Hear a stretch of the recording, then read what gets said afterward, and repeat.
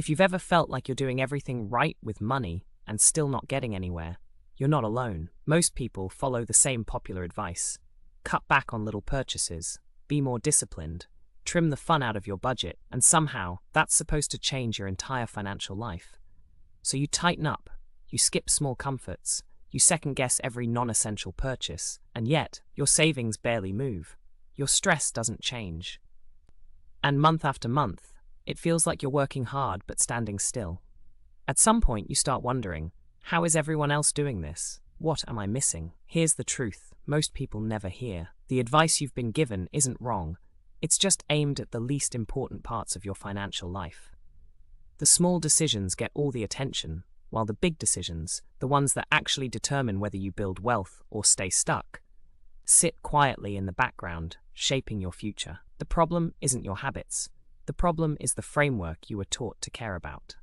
So in this video, we're going to break down the financial advice everyone follows, the advice that feels responsible, sounds logical, and still somehow keeps you broke. And more importantly, we'll shift your focus toward the decisions that finally move the needle. Let's get into it. Section 1.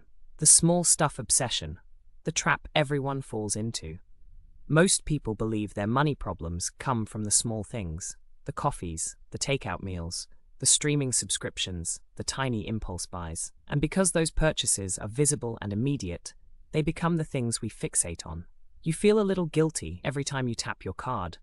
You feel responsible when you cancel a subscription. You feel productive when you cut a small expense. But here's the uncomfortable truth. None of these decisions meaningfully shape your financial life. They make you feel disciplined, but they rarely change your trajectory. Why? Because small purchases are loud but insignificant. They happen often, so they draw your attention. They feel like the problem because they're the only expenses you interact with every day. Meanwhile, the big drivers of your financial future, your housing, transportation, childcare, healthcare, and lifestyle choices, stay mostly invisible. They show up once every few years, so you don't feel the emotional pinch in the same way.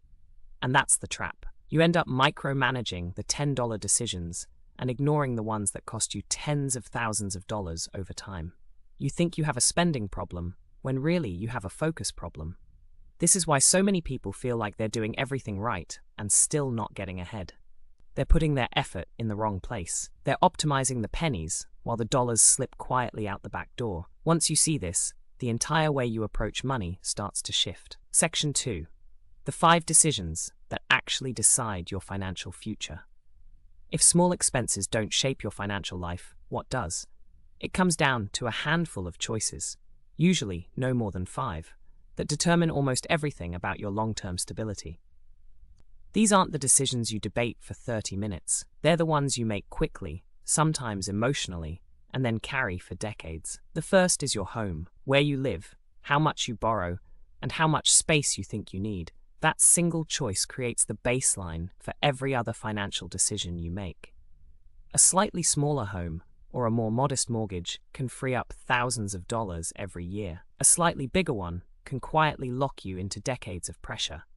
The second is your vehicles. Most families see a car as a monthly payment, not a lifetime cost. But the difference between driving something reliable for years versus upgrading every few cycles can add up to hundreds of thousands of dollars over a lifetime. Cars don't feel like financial decisions, but they absolutely are. Third comes healthcare. Insurance, deductibles, and long-term medical choices don't feel optional, and they're rarely discussed openly. But they shape your budget more than most people realize. Optimizing this category doesn't feel exciting, but it protects you in ways small budgeting tweaks never could. Fourth is childcare and education. This isn't a line item, it's a financial error. For many families, these years determine whether they can save, invest, or simply keep up. The structure you choose, daycare, in-home care, public school, private school, college planning, affects your finances for decades. And finally, lifestyle inflation. The silent upgrades, a nicer car, a bigger house, more frequent dining out, buying things because your income rose rather than because your values changed. These choices don't feel dramatic, but they compound quietly in the background. These 5 decisions shape almost everything: your stress, your savings rate, your retirement age, your flexibility. And here's the twist. If you get these right, you can be imperfect everywhere else. This is the part most financial advice never talks about. Section 3. The hidden cost of following safe advice. We all grow up hearing the same script. Be frugal, avoid debt, work hard, save whenever you can. On the surface, it sounds responsible, even admirable, but here's the part no one warns you about. Following this script too literally can keep you stuck in permanent survival mode. Because when the focus is always on cutting, shrinking, and restricting, you never create the margin you actually need to grow. You're just trying to make today slightly less painful, instead of making tomorrow meaningfully better. You feel like you're doing everything right, yet nothing ever changes, because that advice was designed for people with no other options, not for people trying to build long-term wealth. The real hidden cost of safe advice is opportunity. If all your energy goes into avoiding mistakes, you never make the moves that actually move you forward, like negotiating your income, downsizing the big expenses, investing early, or building systems that multiply your money over time. Safe advice protects you from disaster, but it also protects you from progress. And that's why so many people feel stuck even when they're disciplined. They're following rules that keep them afloat instead of strategies that help them advance. Once you see the difference, the way you manage money changes completely. Section 4. The wealth gap is really a decision gap.